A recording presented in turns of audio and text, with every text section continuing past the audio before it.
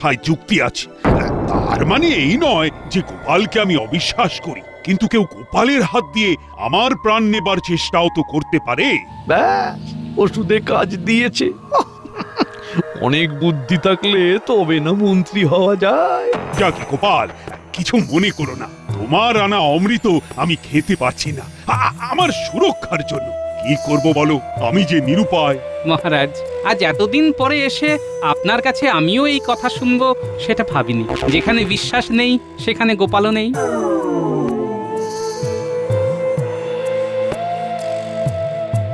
দেখলেন মহারাজ, গোপালের কি ঔদ্ধত্য। গোপাল কিন্তু নিজে খেলো না, এর মানে বুঝতে পারছেন? না পারার কি আছে, একদম জলবৎ তরলম। মহারাজ ভাবুন ভাবুন, ভালো করে ভাবুন, ভাবার ওপর জোর দিন মহারাজ।